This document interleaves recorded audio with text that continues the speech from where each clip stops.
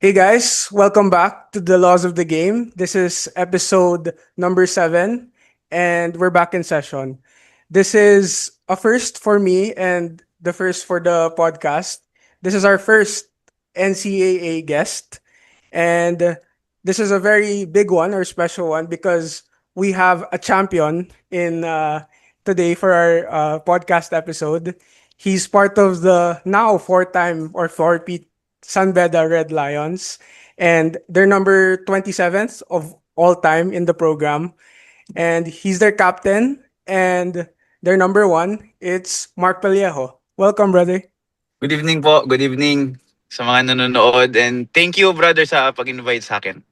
Yes, no problem. And okay, simulan na natin kagad. Wala nang paligoy-ligoy. So, first question, bro.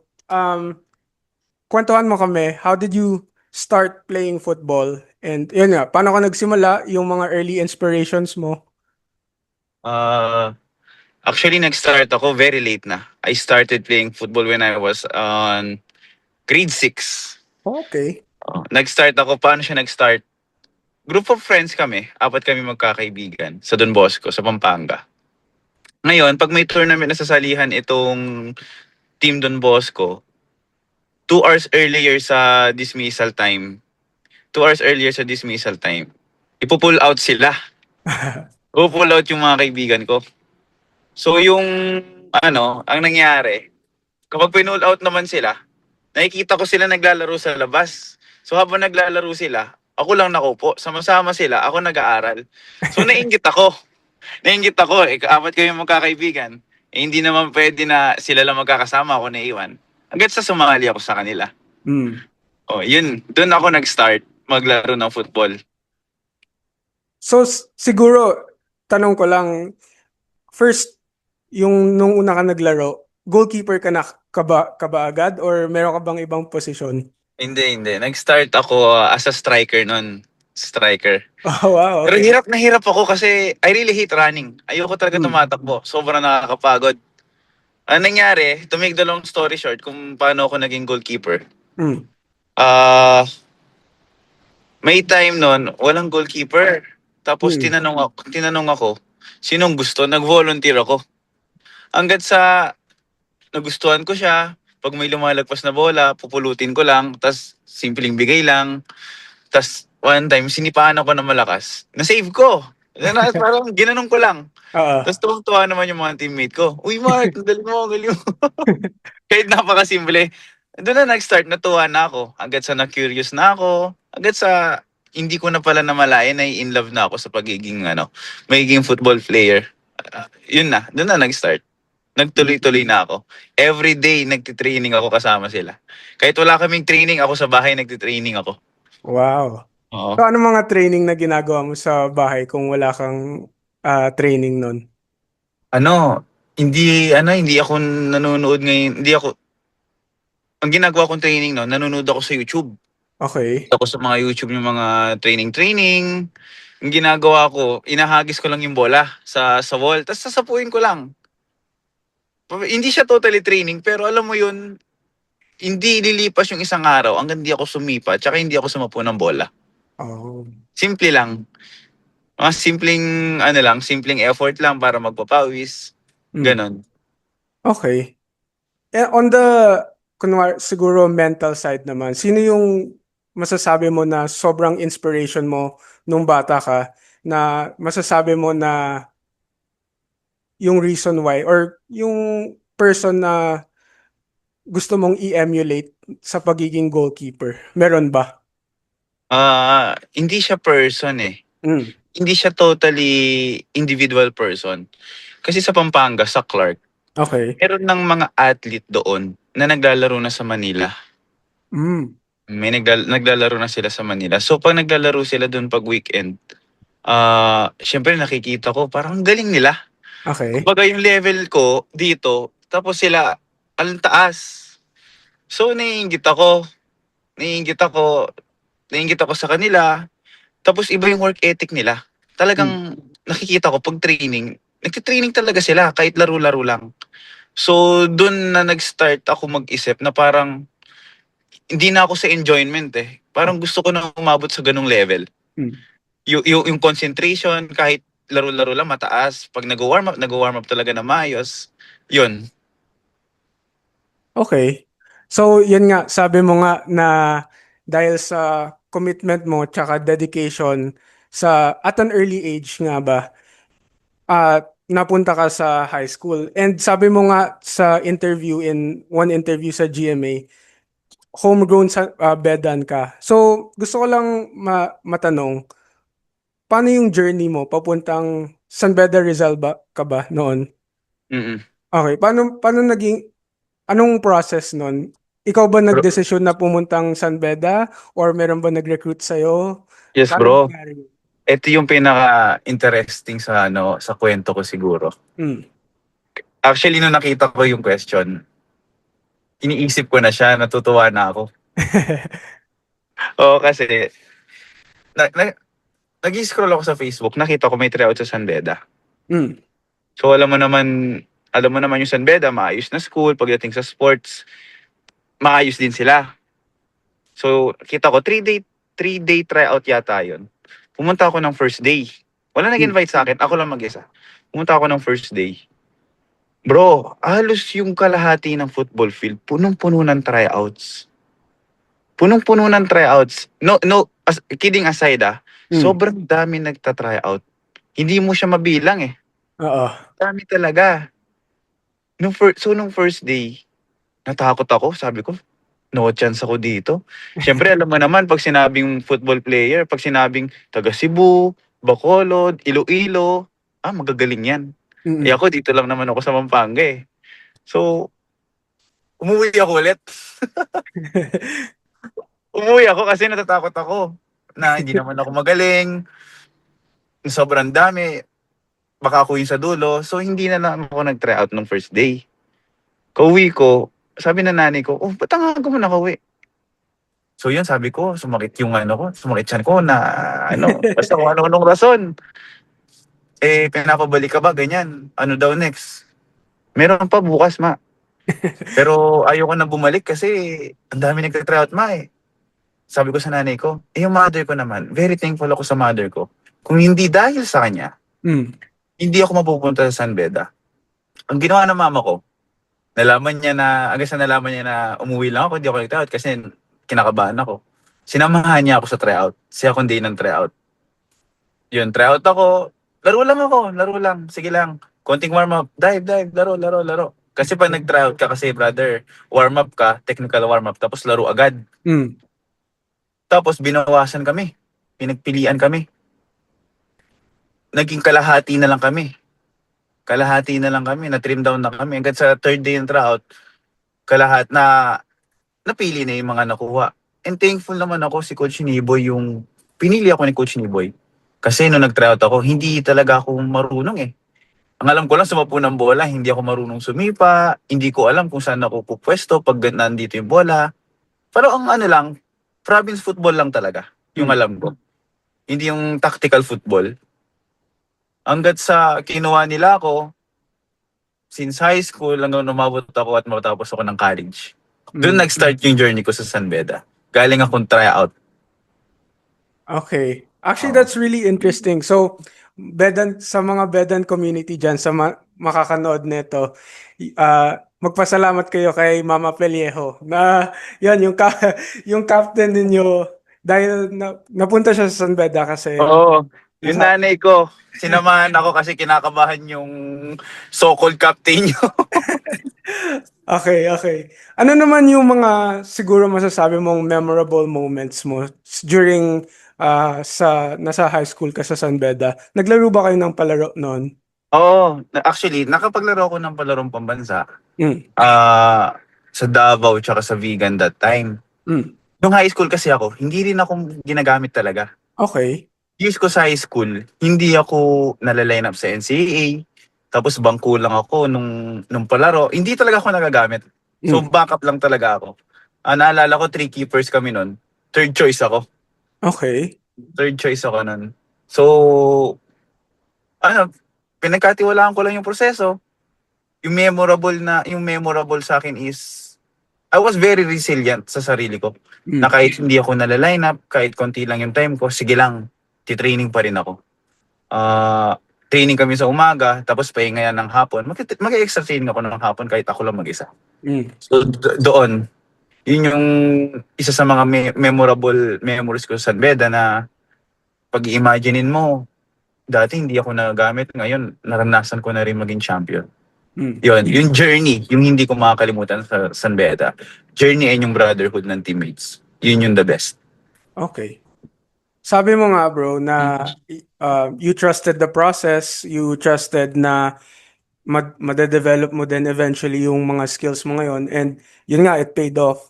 Pero gusto ko lang matanong, if you were given a chance na palitan, meron ka bang papalitan sa um, siguro mga work ethic mo or training mo nung high school na tingin mo makakatulong ngayon sa the player you are now?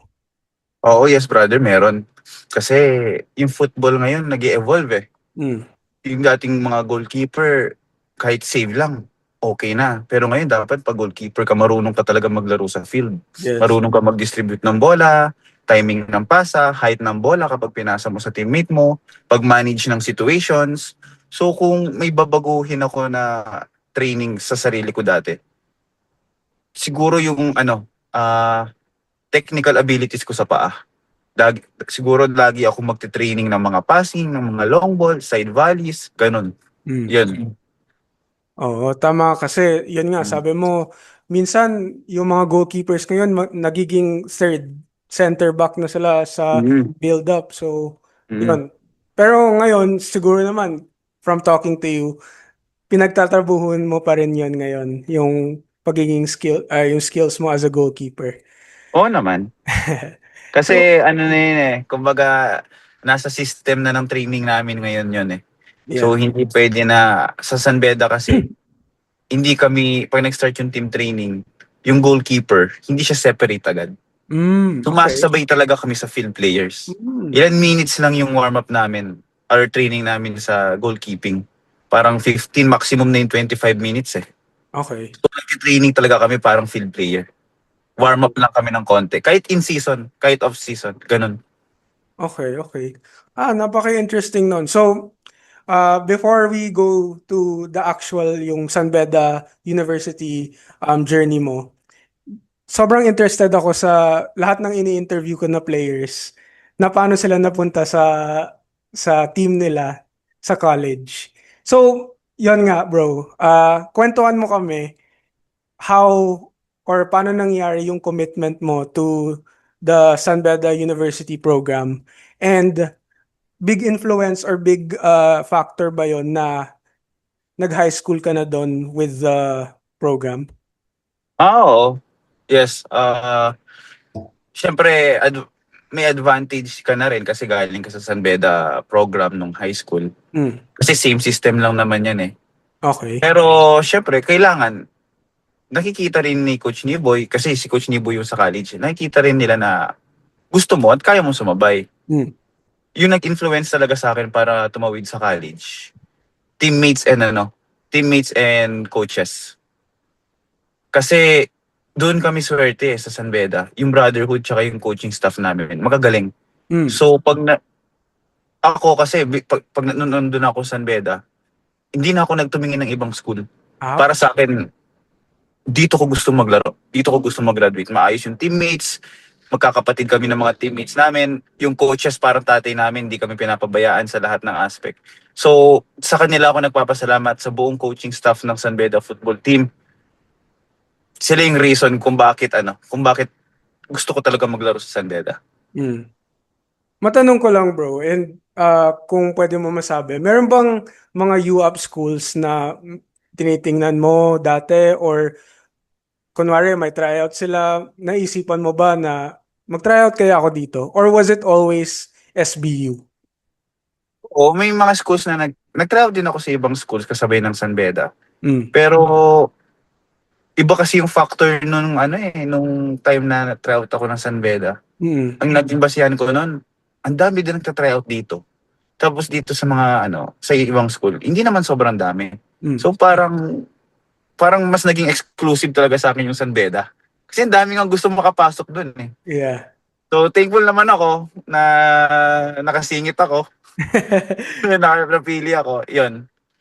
Kaya hindi na hindi na pumasok sa isip ko na lumipat man or mag-explore man ng ibang school. Hmm.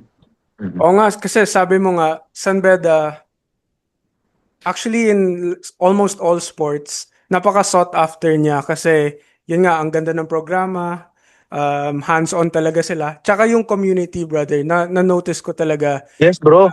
support nila Totoo. the best sa NCAA.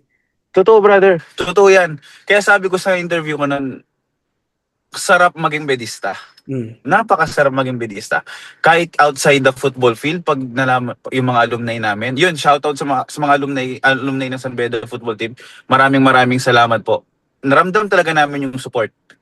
Kahit yung mga parents mga San Beda juniors, yung Hmm. mga grade school.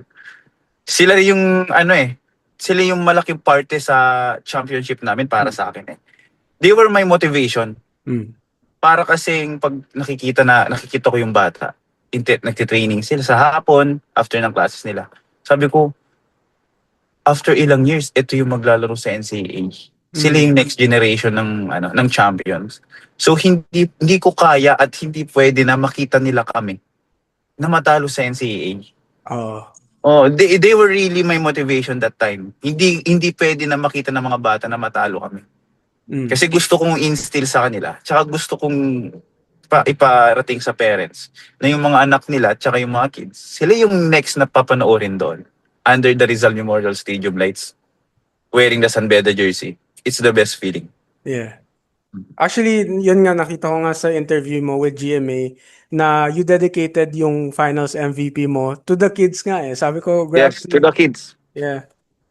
Okay, so before going to the whole championship journey, brother, yun nga, sabi ko nga, SBU perennial champions sa, especially sa football, yun nga, 27th overall or championship or title this season. For you, part ka ng, if I'm correct, tatlong championship sa San Mm. Beda. So, ano naman pakiramdam mo na naging parte ka sa tatlong championship na yon? And kwentuhan mo kami about yung siguro first seasons mo during with the San Beda program. Nagsa-start Mm. ka na ba noon? Actually, nung season 99, hindi talaga ako yung... Nag-start din naman, may games na nag-start. Hmm. Pero nung finals namin, yung isang keeper yung nag-start. Okay. Oo. Magaling din naman din talaga siya. Kaya deserve niya yung best goalkeeper. Hmm. Yung season 100 naman, yun ang pinakamalungkot na season ko. Hmm. Kasi nag-starting ako sa unang phase ng tournament ng season 100. Okay. Pagdating na binild, kasi binild yung isa talaga sa mahirap na kalaban namin. Yes. May game namin ng binild kinabukasan. Nung gabi, nung hapon, nag-extra training ako, na-injury ako. Oh, okay. Na-injury ako. As in, hindi siya yung pipichoging injury. Hmm. Namaga talaga yung pa ako. Nag-extra ako ng process. Namaga talaga pa ako. So, hindi ako nakapaglaro nun. So, hanggat sa may mga games ako hindi nakapaglaro. Pero thank God, nung finals, nakapaglaro naman ako. Okay. So, champion din naman yon. Then, season 101, yung last season ko for San Beda. Okay din, masaya naman kami kasi nakuha namin yung goal. Okay. Before going to yun nga season 101, gusto ko lang malaman bro, yun yung mga kwento mo about 99 and 100. Meron ka bang most memorable moment sa mga first two seasons na yun? Most memorable moment ko siguro, Hmm. lahat eh. Lahat memorable eh kasi Hmm. syempre championship yun. Ano nga ba? Ay siguro, ito yung memorable ko. Season 100. Okay. Sali mo to sa sa highlights na to. Sige, sige. Kung titignan mo yung wall ko sa Facebook, nakapin doon yung video ng mga bata na tumatakbo sa akin. Hmm. Oh, nag-champion, naka-goal kami, tapos natapos yung 90 minutes, nag-time. Champion kami ng season 100. Nung kawisel yung mga bata ng San Beda, nag-celebrate papunta sa akin. So doon talaga ako pinaka na-touch. Ah. Actually, hindi ko nga pinost sa social media na champion kami. pinost ko yung video na yun eh. Mm. Na tumatakbo yung mga bata sa akin. Yun. Kaya, yun ang pinaka-memorable para sa akin. Okay. Yeah, that's oo nga, napaka-touching naman 'yon. And Mm. sa foreshadowing na din kasi nung season 101, ikaw naman yung tumatakbo sa papunta sa bench ninyo. Bro, So, nandun ka ba? hindi nakita ko lang sa live, sabi ko. Ah, Oo. oo. Kasi Yan. nung nag-champion kami, yung mga kids nasa taas. So Mm. pinuntahan ko sila, pinabukas ko yung gate, pinapababa ko sila. Gusto ko maramdaman nila na hindi lang kami yung champion. Mm. Champion din sila. Mm. Gusto kong iparamdam sa kanila yun. So yun, doon ako nagiging happy. Okay. That's really nice, bro. And yun nga, siguro sa pagiging, we're gonna talk about it later, yung pagiging coach mo to the youth and contribution mo sa future ng Philippine football. But before that, brother, gusto ko lang matanong, before we talk about season 101, gusto ko lang matanong about your preseason this past year.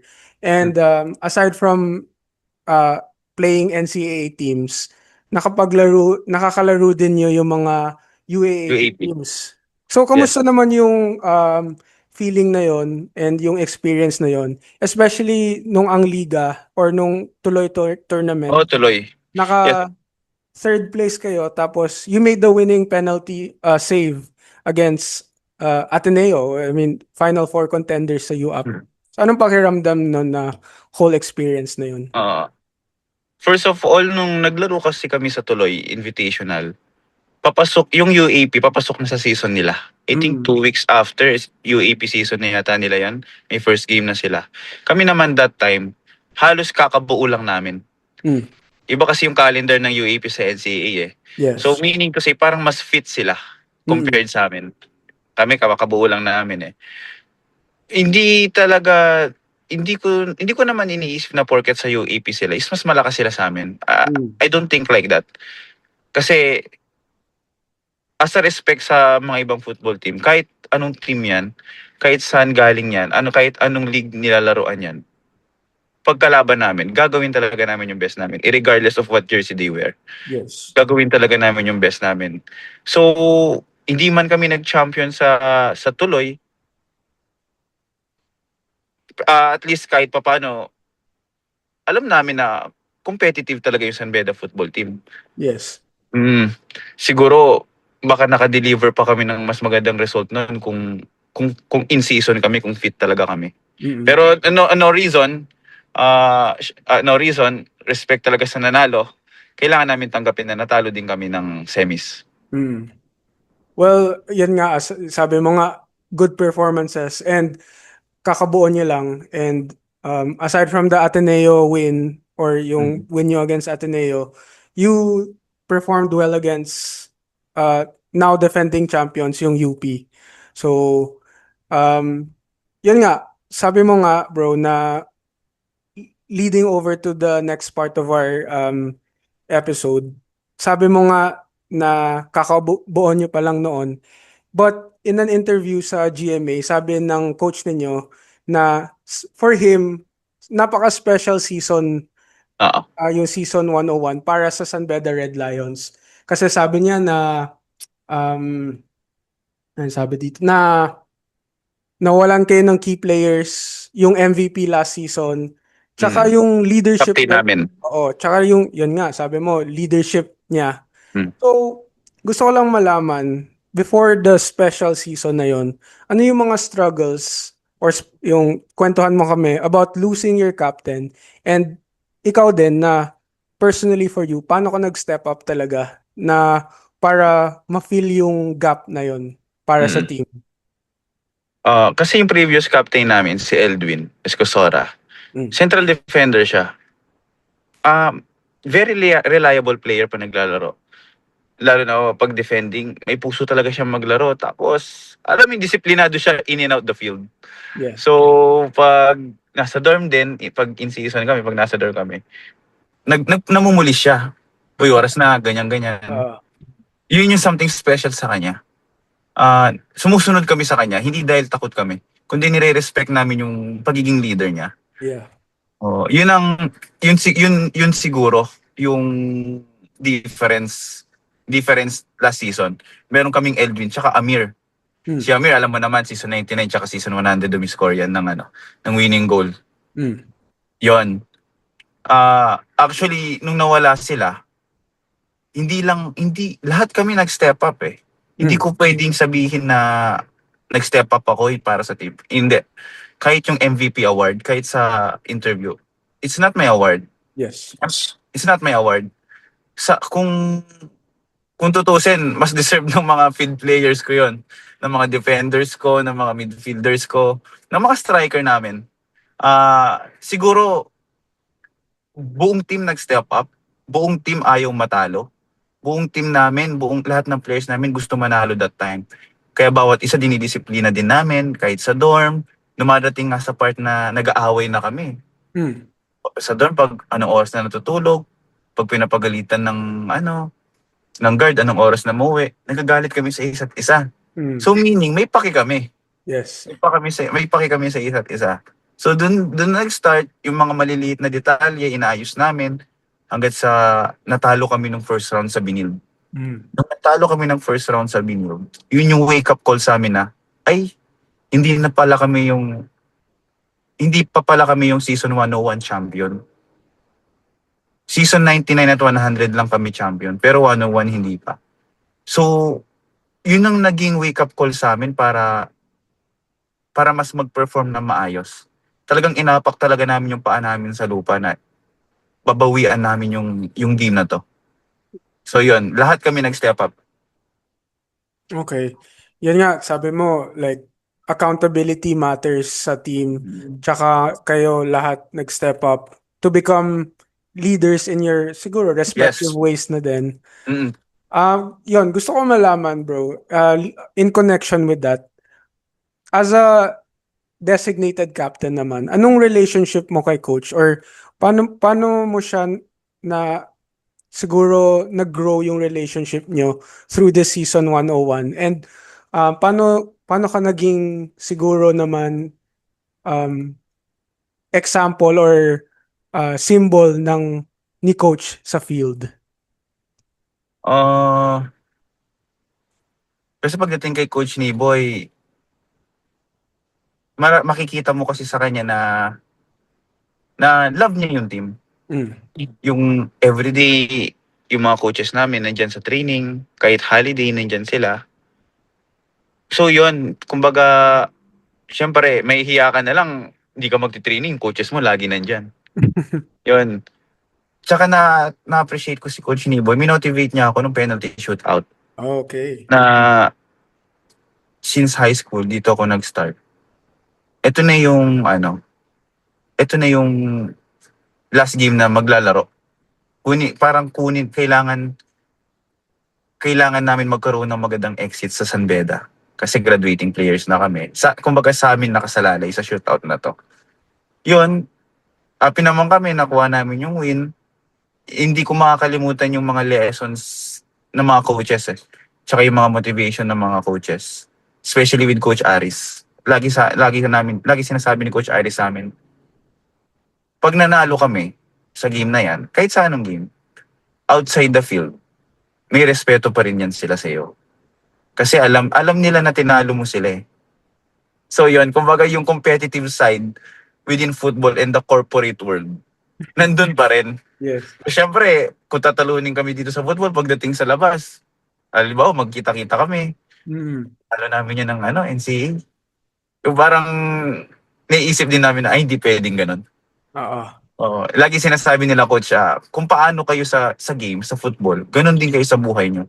Kung sanay kayo matalo, kahit outside the field, tatalunin din kayo. Pero kung lumalaban ka sa laro, dinidisiplina mo yung sarili mo, outside the field, hindi ka, magiging palaban ka sa buhay. Yun.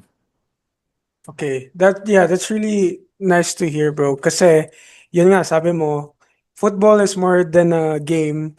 It's how, parang reflection ng how you are as a person in real life.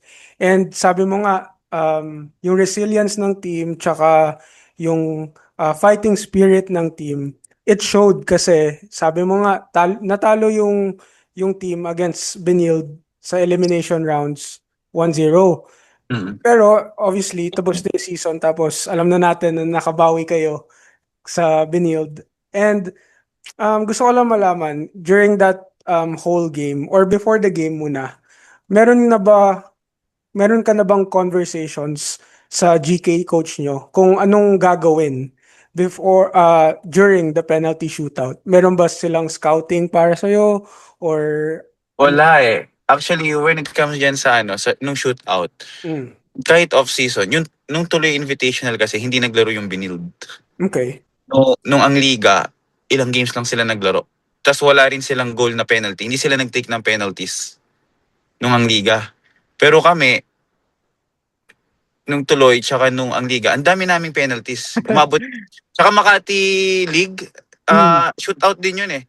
okay. Kumbaga, expose yung mga yung mga players namin sa shootout. Siguro kung nagre-research talaga yung Binil, kung nanonood talaga, nalilist nila yon. Oo. Pagdating naman sa amin, walang information, talagang lang, labo-labo na.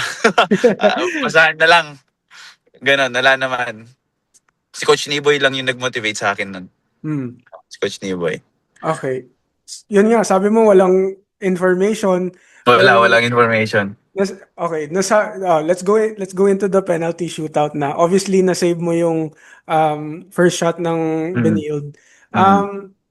Pero na-notice ko kasi bro, sa live stream, pinapanood ko, nire-replay ko, parang before and during the penalty shootout, napaka-composed and gusto ko kwentuhan mo kami na parang nagsasmile ka pa nun before the penalty shootout. Kanino ka nagsasmile nun muna?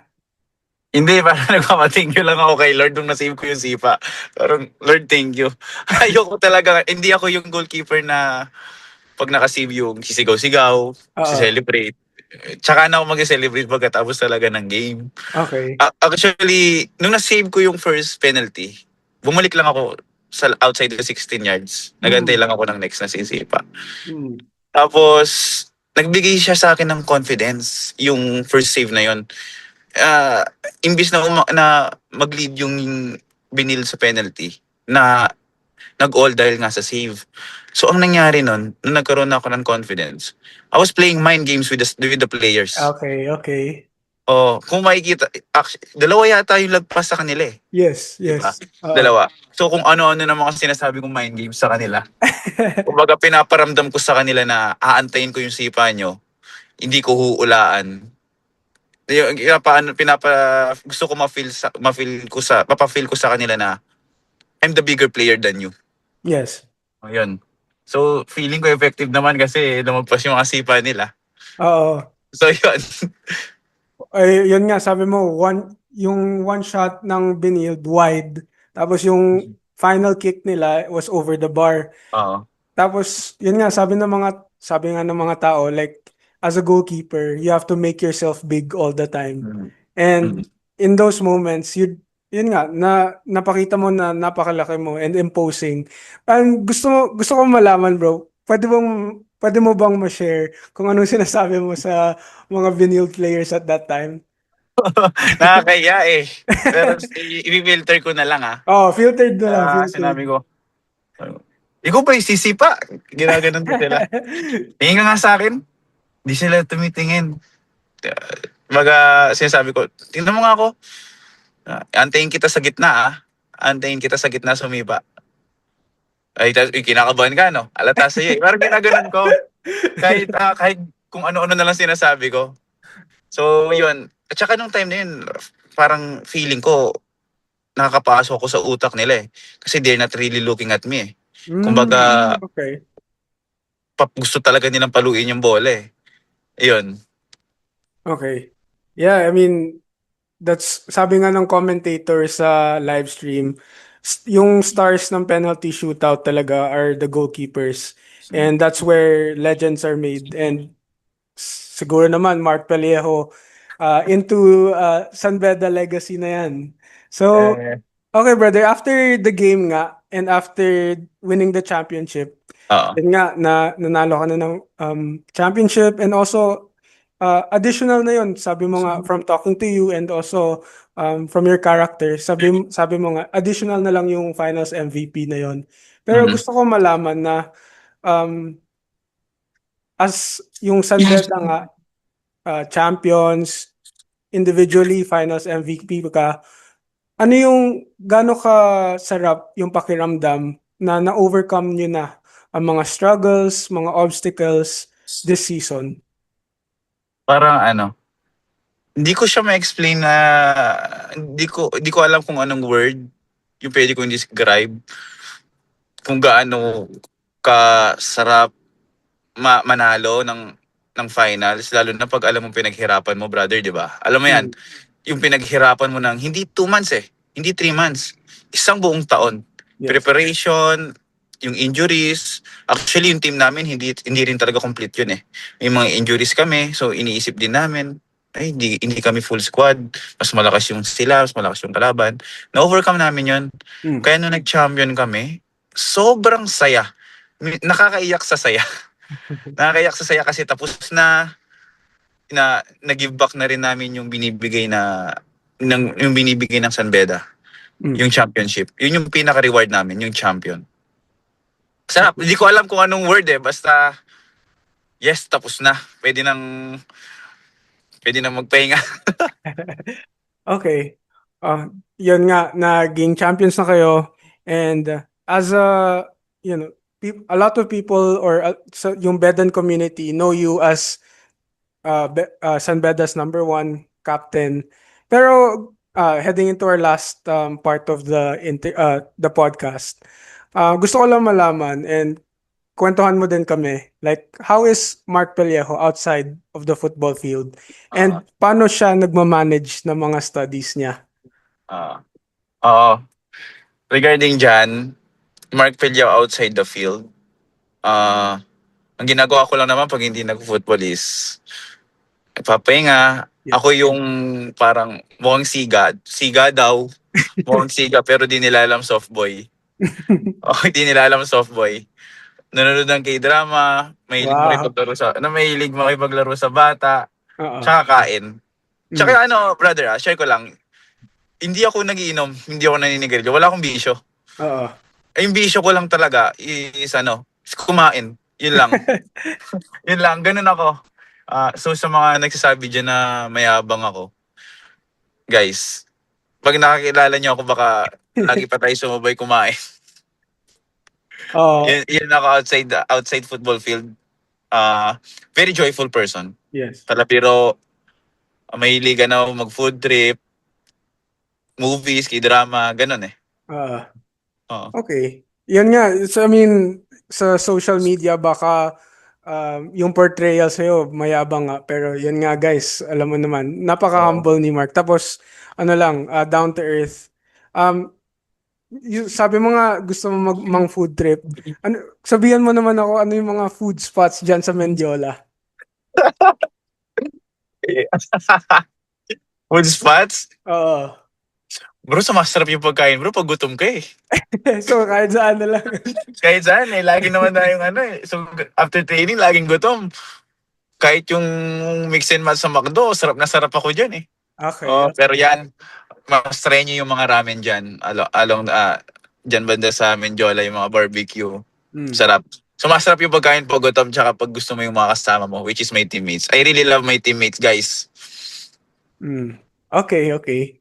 So, matanong ko lang bro, anong yung course mo ulit sa San Beda? IT. IT. Oo. So, ngayon, yun nga, IT, graduating na.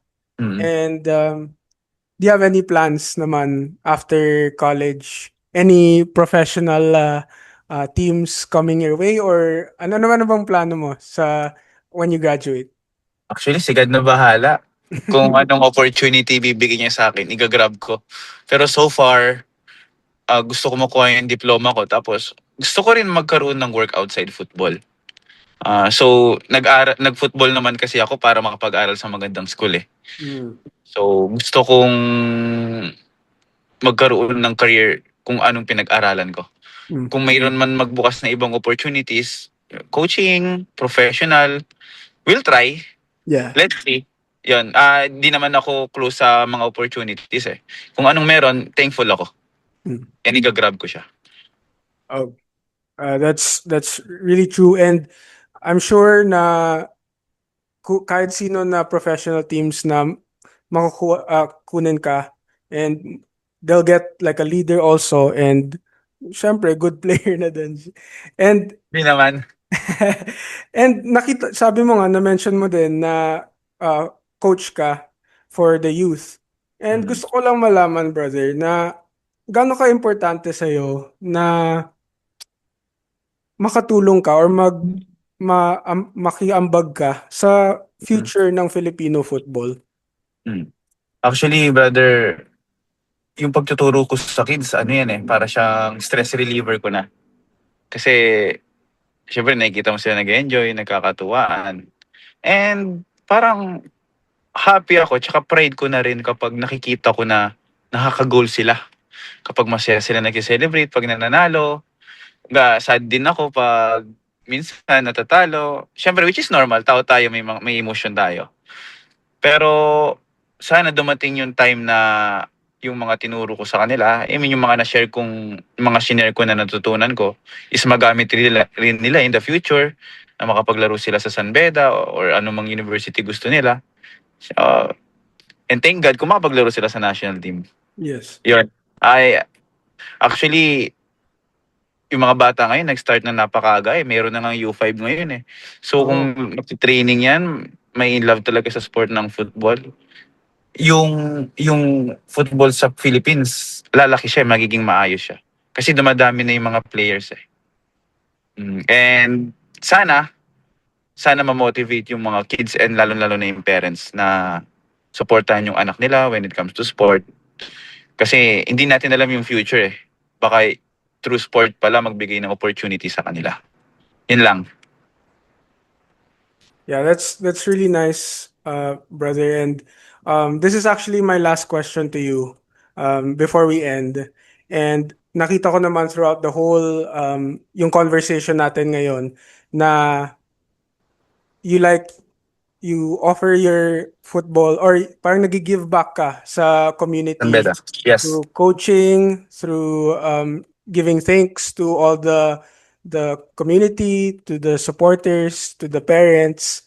And sabi nga ng mga tao na 4 straight championships and 27 titles overall in the program doesn't just happen. Mm.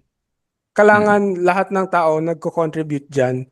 Mm. So, as a masasabi na natin na homegrown at bedista ka talaga. Yes. How important is culture for you? And yun, kwentuhan mo kami how that culture Ah. made you the person or football player you are today.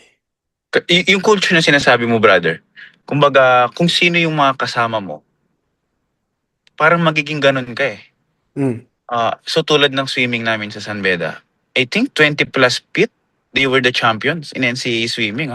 Mm. Same with the taekwondo. Mm. Earning championship talaga, yung basketball. So kumbaga, especially yung mga coaches namin, bago yan naging coach, mga players yan. Mm. Bago sila naging coach, naging champion din sila ng NCAA. Same with the alumni, naging champion din sila. So parang, pag NCAA kasi yung mga alumni sa amin, nagvi-visit. Nagbibigay ng small talks, nagbibigay ng motivation, nagbibigay din ng support through mga sapatos. Kaya thankful kami sa mga alumni. At yun, isa rin sila sa mga reason kung bakit hindi kami pwedeng matalo eh. Kasi yung culture na nararamdaman namin sa San Beda, hindi pwedeng mag-iba. Kumbaga, tradition na. Hindi pwedeng mabago yung tradition. Kailangan manalo, manalo, manalo. Yun. It's very important. Kasi kung sino at anong mga tao mga kasama mo, ganun ka magiging. So thankful naman kami yung mga nakakasama namin is previous champion, mga champion. So siguro nahawa na rin kami. Uh, Yun. yan nga, sabi mo, Heart of a Lion, even though na gagraduate ka na, magiging malakas pa din yon because of your culture and because yon lahat ng mga alumni, lahat ng mga tao magko-contribute din at magbabalik sa Mm. programa. And Yes. Yun nga, actually, that's all the questions I have today. Napakaganda ng kwentuhan natin. Thank you, And brother. yung Bedan community, do you have any last words for them Uh, as a again, captain? Yon. nagpapasalamat ako sa sumuporta sa San Beda program. Nagsisimula yan sa mga alumni, coaches, teammates, parents, and mga kids. Siyempre, number one yan, mga supporters natin. Sa mga nanonood ng podcast na to, gusto ko sabihin sa inyo na ang sarap maging bedista. Yun lang. Thankful kami sa mga sumuporta and thank you rin sa Binild. Binigyan nila kami ng magandang game sa finals. Kaya ramdam namin yung panalo kasi it was a hard game. It was a dogfight. Kaya yung final whistle, celebrate talaga kami. Yan. Wow, I mean, there you have it, guys. From the San Beda legend. Sabihin ko na, San Beda legend, Mark Vallejo. Hindi Uh, naman.